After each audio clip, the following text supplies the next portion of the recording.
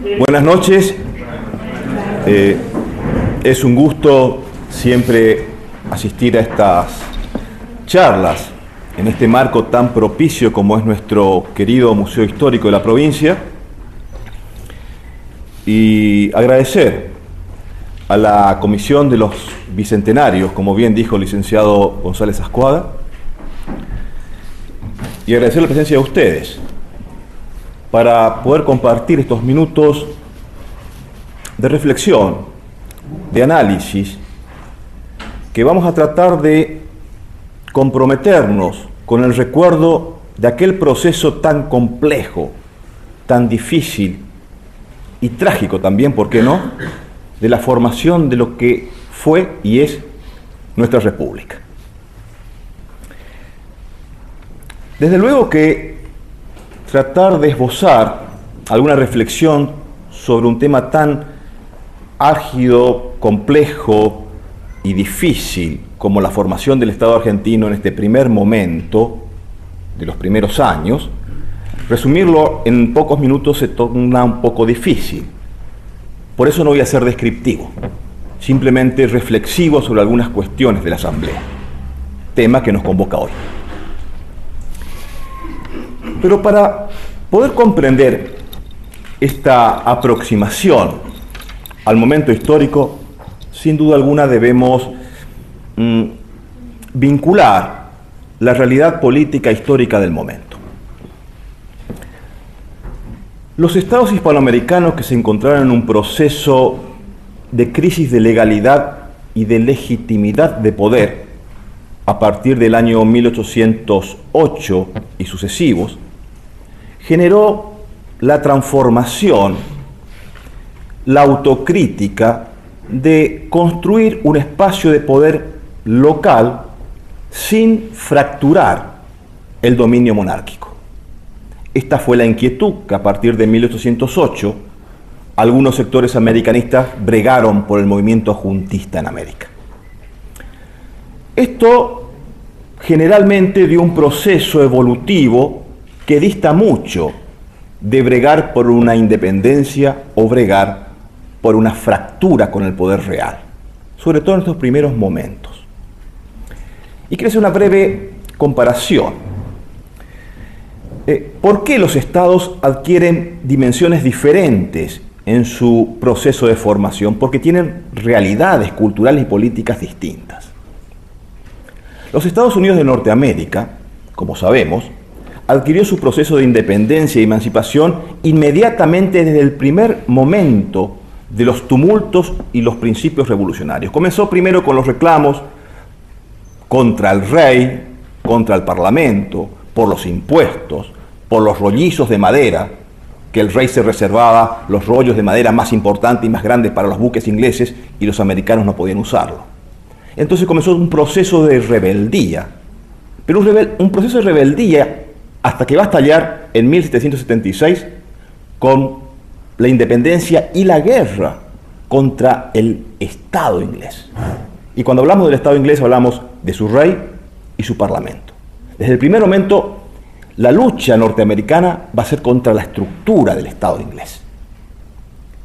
Muy distinto, lo que va a generar complicaciones va a ser nuestro proceso.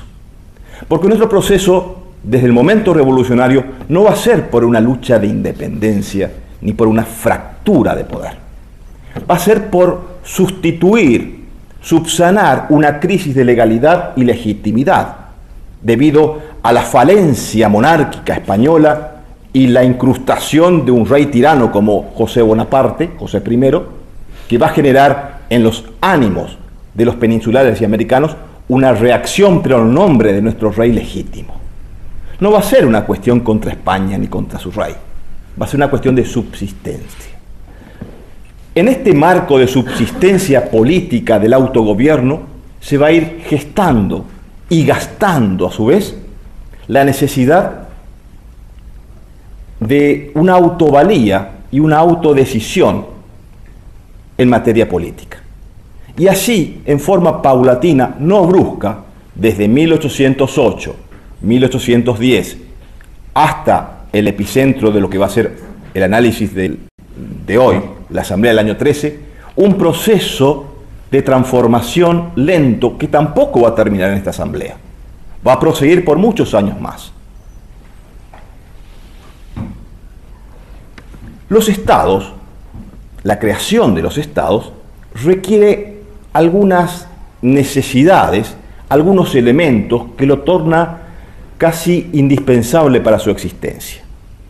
La configuración de una constitución escrita que dé un orden jurídico, que establezca los derechos y garantías y las normas por el cual el Estado debe regir su existencia, son condiciones sine qua non, son condiciones sumamente necesarias que no pueden dejar de estar presentes para la existencia del Estado. Ya lo decía Jelinek, la necesidad de que además del Estado y del sentido de pertenencia de la población, se debía tener esa configuración de orden plasmado en una constitución escrita.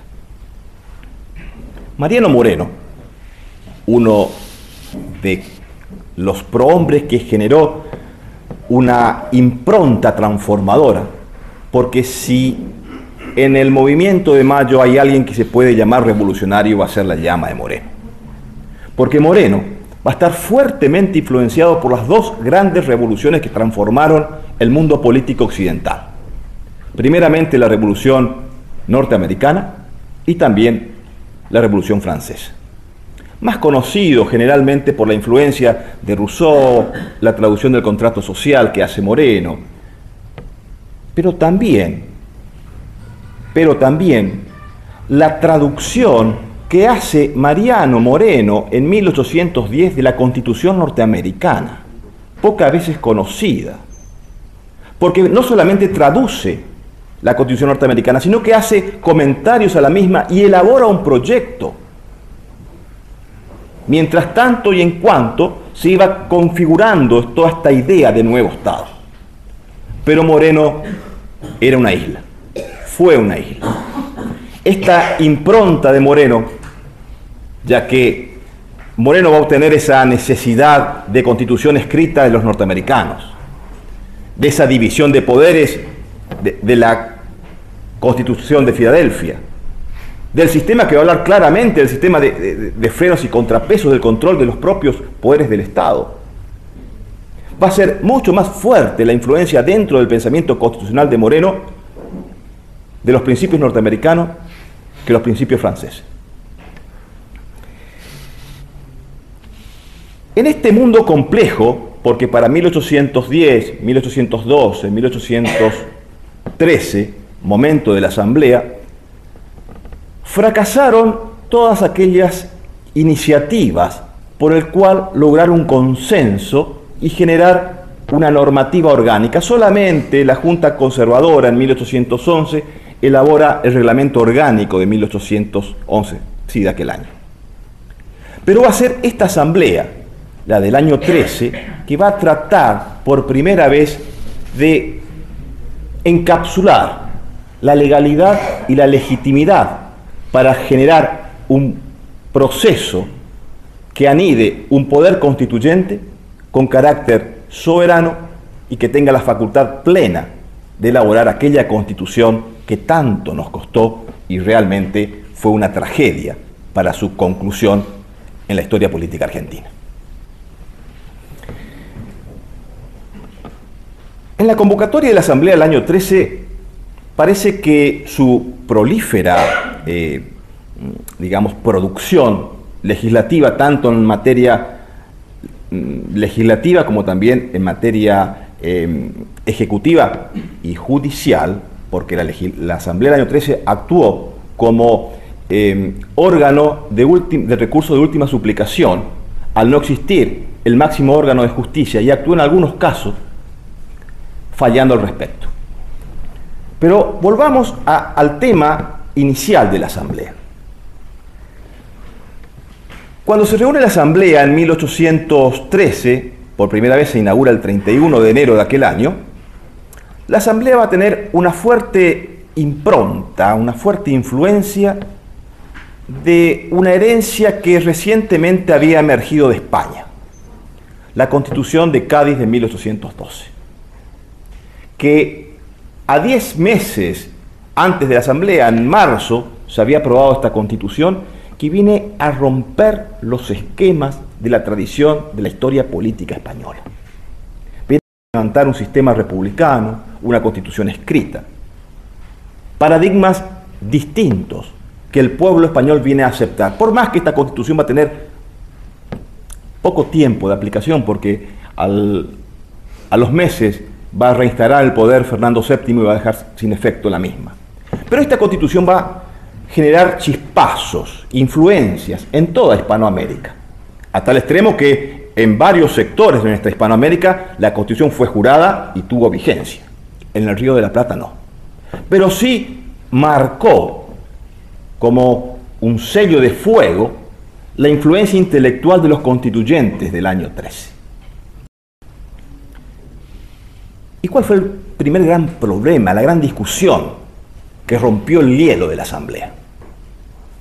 Carlos María de Alvear, diputado por la provincia de Corrientes, designado en la representación de la provincia en aquella Asamblea, plantea como primer cuestión a resolver la representatividad de los diputados. Y lo hizo a través de una sola pregunta que generó un gran incendio. Señores, nosotros acá presente, y esto lo cita Emilio Ravignani en Asambleas Constituyentes Argentinas. Señores, nosotros aquí presentes, ¿representamos al pueblo de la nación o a los pueblos de la nación? Parece ser que esa letra, esa diferencia entre lo singular y lo plural, entre pueblo y pueblos, marcó la diferencia tan sustancial, diferencia que hoy todavía no podemos resolver. ¿Qué significaba esa letra? ¿Qué significaba esa S? ¿Qué significaba lo plural y lo singular? Lo singular significaba pueblo, la representatividad de todos bajo el pueblo de la nación, la unificación de la soberanía única e indisoluble, influencia de la Asamblea Francesa, soberanía indivisible, como dice Alberto de Micheli en la famosa obra, como usted también conoce, doctor Galeana, Formación Constitucional del Río de la Plata. Esta visión de la soberanía única, igual que en Francia, dejaba sin recursos a los otros poderes locales. Por eso, la representatividad que triunfa en aquel momento es la del pueblo de la nación. Representación que después en los sistemas bicamerales va a estar figurada en la Cámara de Diputados. Por eso la Cámara de Diputados en la actualidad y en las antiguas constituciones del Río de la Plata representa al pueblo de la nación. El otro sector, el plural, el de pueblos, significaba preservar las soberanías y los derechos locales de cada uno de los sectores, de los cabildos, de las intendencias, más allá de lo que se puede interpretar por sectores jurisdiccionales. Pero eran los cabildos con sus jurisdicciones quienes podían tener esa facultad de autonomía. Y van a comenzar los debates. Gorriti, Funes, en la propia asamblea, en la determinación si es que somos pueblos o somos un solo pueblo. Y la votación le fue esquiva a los pueblos. Triunfa la uniformidad soberana del pueblo de la nación argentina y la representatividad igual de todos en nombre del Río de la Plata. Aunque esto va a modificarse después, ya que en el Estatuto de 1815, 2 años después, muy sabiamente, se va a establecer que el Poder Legislativo va a representar a los pueblos del Río de la Plata. Esta diferencia, como dije en un principio, no resueltan los problemas actuales. ¿Por qué? En esta consideración de pueblos va a estar el basamento de la construcción posterior del federalismo. Y va a ser en esta misma asamblea con la impronta artiguista, que ya vamos a hablar de eso, de la impronta artiguista de cuáles van a ser las bondades de este sistema foráneo pero que decía Artigas adaptable a esta realidad del Río de la Plata. Pero ¿cuáles son las virtudes de esta asamblea? Si decimos que esta asamblea no logró configurar una constitución nacional que tenía ese mandato, no declara la independencia, mandato que también tenía. Es muy curioso respecto a este último tema de la declaración de la independencia porque hay una instrucción otorgada por el Cabildo de Tucumán a su diputado en donde decía no declarar la independencia. Y fundamentaba que en el año 13 no se podía declarar la independencia porque declarando la independencia correríamos peligros de caer en manos de los portugueses y en manos del Imperio Británico. Y así, textualmente, las instrucciones al diputado de Tucumán manifiestan estas debilidades y reservaba la independencia para un momento más lejano. Era lógico, estaba debilitada España, romper con España, estaba el proyecto del carlotismo, del afianzamiento de la unidad de la corona portuguesa también con el Río de la Plata, etcétera, etcétera, que generaba algunos resquemores entre sectores políticos del Río de la Plata y del interior, como en el caso de el diputado de Tucumán. Pero esta virtud de independencia, no se logra la independencia, pero ¿qué hace la Asamblea? La Asamblea por primera vez deja sin efecto el juramento a Fernando VII, deja sin efecto los vínculos monárquicos, establece los principios fantásticos de igualdad ante la ley, que va a generar la destitución de aquellos privilegios, de aquellas prerrogativas de sangre, de aquellos fueros, de los títulos de nobleza, del mayorazgo, va a derogar la mita, la encomienda. Va a tratar de transformar aquel viejo concepto de vecino del derecho indiano a incorporarlo al de ciudadano, el de igualdad política, el de igualdad de oportunidades, que por supuesto fue un principio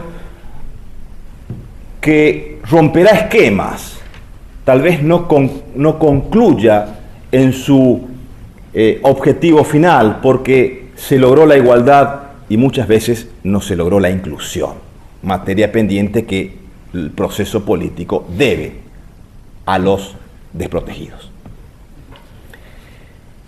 En este marco de la Asamblea no podemos dejar de lado la situación de Corrientes. Corrientes, si bien fue un espacio territorial de frontera, ¿y por qué digo esto? Desde un primer momento,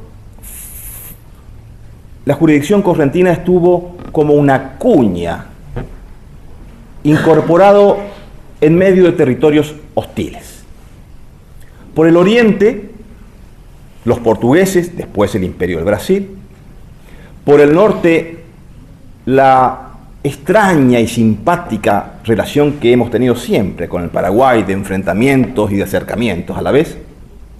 Y por el occidente, el inhóspito Chaco, que solamente los indios nos proponían, los malones. En ese estado de frontera, Corrientes tenía dos alternativas para su subsistencia política: Asunción o Buenos Aires.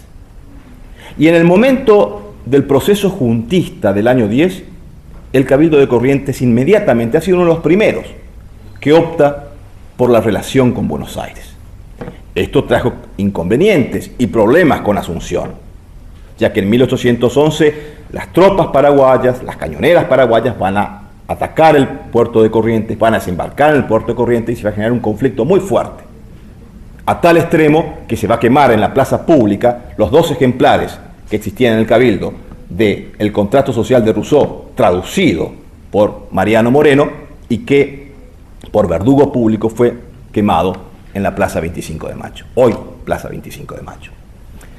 Esta relación de opción que hace Corrientes con Buenos Aires lo hace en la emergencia, lo hace en la necesidad. No tenía otra alternativa.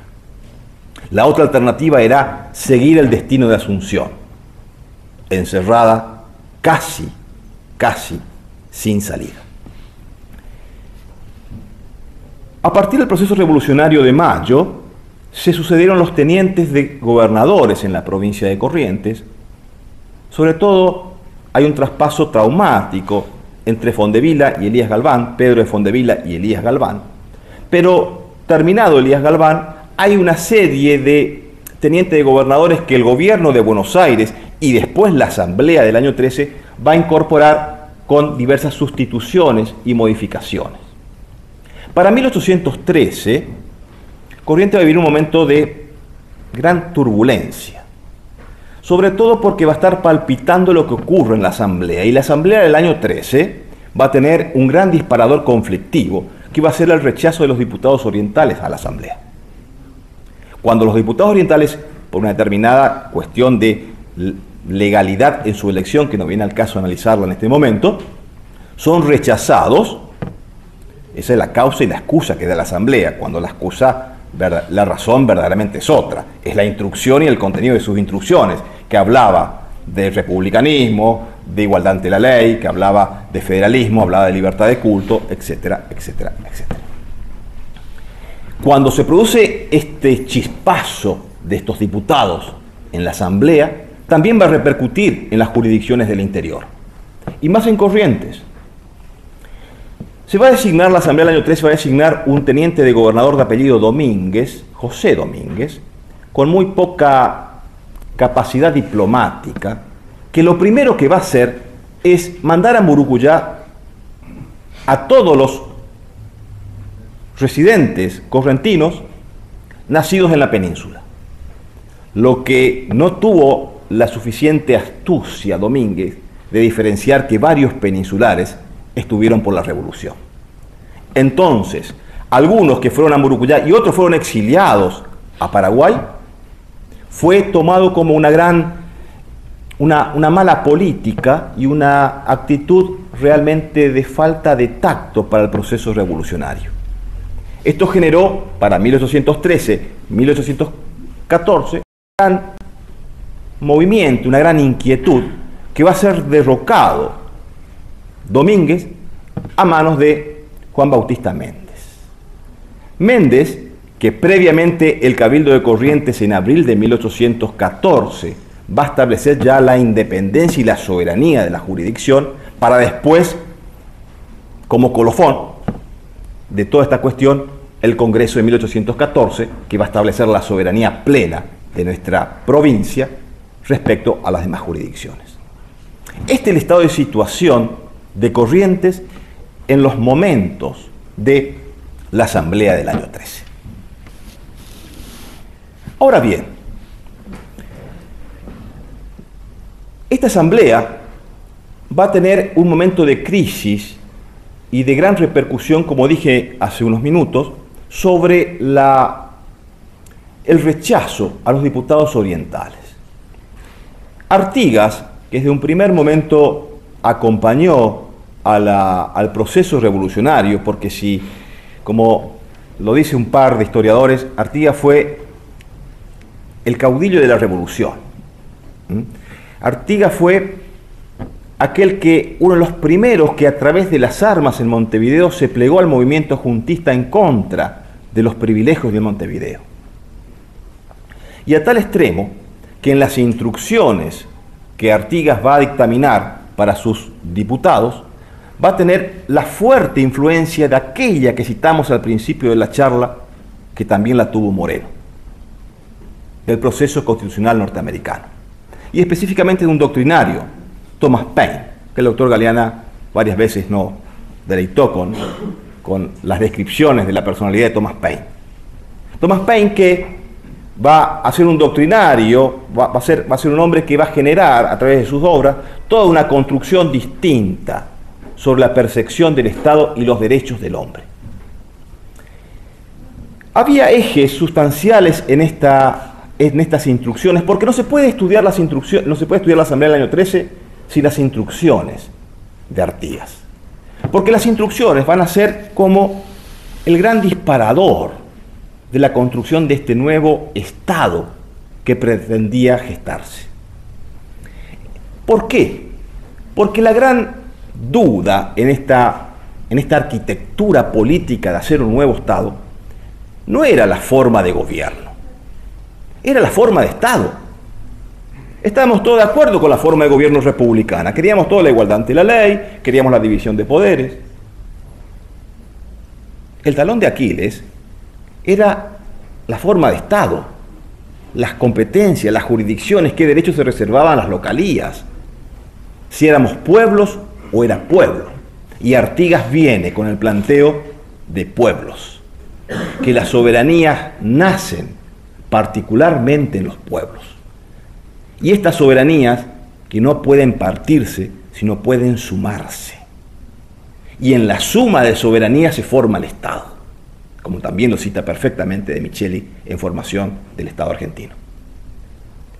Esta suma de soberanía significaba para Artigas que cada una de estas entidades soberanas tengan la plena potestad de hacer sus leyes, de elegir sus autoridades, de manifestar su competencia y establecer en ella la jurisdicción judicial, su propia judicatura, su poder legislativo y por supuesto su administración política. Pero no desde la unificación como proponía la soberanía indivisible y única del poder del pueblo, sino en la partición de la suma de los pueblos. Lamentablemente, en esta construcción política de la Asamblea, no se logra un consenso sobre esta cuestión. Pero, resumiendo, esta Asamblea va a dar atisbos magníficos de referencias de los cambios que se pretendían. Cambios de carácter soberano. Como dije en un primer momento, se deja de lado la monarquía española, se deja de lado los juramentos de Fernando VII y se incorpora la idea y la identidad de pueblo. Se van a incorporar ideas que hacen a la igualdad, esa magnífica libertad de vientre. La libertad de vientre que daba la potencialidad de que aquella persona, hija de esclavo, que nacía en el territorio argentino, iba a alcanzar esa libertad con la mayoría de edad. Recién la libertad plena de la esclavitud, como lo establece la Constitución Nacional, va a surgir y va a tener efecto a partir de la jura de la Constitución de 1853. La Asamblea no tuvo la potestad, ni tuvo el respaldo político para declarar la libertad plena de los esclavos. Porque se dio un gran debate, aquel debate que se dio también en las asambleas norteamericanas, el enfrentamiento del valor propiedad con el valor libertad. Este conflicto que había que consensuarlo. Un conflicto que el artículo de la Constitución Nacional que establece, el artículo 15, que establece la libertad de los esclavos, como bien lo establece el articulado, solamente adquieren la libertad después de la indemnización que el propio Estado le dará. Por supuesto, una provincia tan magnífica como Corrientes y como Pujol, que está a mi espalda, estableció la libertad sin indemnización, por el cual mandó a todos los jueces de paz de la provincia para hacer un relevamiento de los pocos esclavos que quedaban en la provincia de Corrientes, para otorgarle la libertad sin indemnización. La Asamblea del año 13, para terminar y no abusar del tiempo, la Asamblea del año 13 va a ser el punto de partida de un largo y prolongado proceso por el cual los argentinos buscaremos los caminos para el orden político. Un orden político que después de 4 décadas se va a consolidar con la Constitución del 53. Es decir, van a pasar 40 años para que después de esta Asamblea podamos esbozar una constitución que las jurisdicciones la respeten y que se establezca un orden realmente con base de legitimidad. Pero van a pasar también otras asambleas, otros congresos. Va a estar el Congreso de Tucumán, que va a dar como fruto la Constitución de 1819. La convocatoria del Congreso de 1824, que va a dar también como fin la Constitución de 1826. Y van a ser los dos antecedentes más fuertes constitucionales.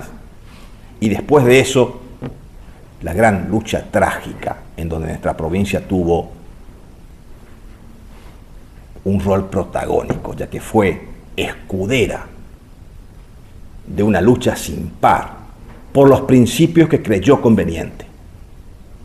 Y repito, por los principios que creyó conveniente. ¿Equivocada o no? Los jueces de la historia abundan, pero yo no soy uno de ellos. ¿Equivocada o no? Lo que sí sabemos que la naturaleza de rebeldía que ha tenido nuestra provincia, a Dios gracias, porque Corrientes ha sido rebelde, es rebelde, por su naturaleza, por su cultura. Y ojalá que así siempre sea. Muchas gracias.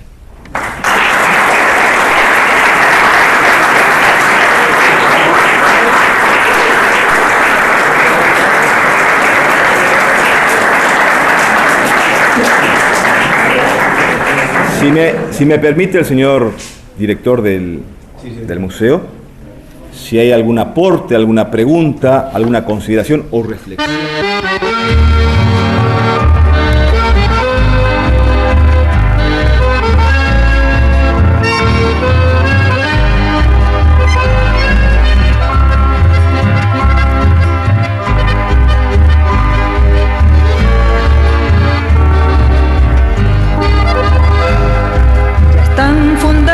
Pueblos ya tenemos heredad, milagro de tierra y cielo, milagro de eternidad.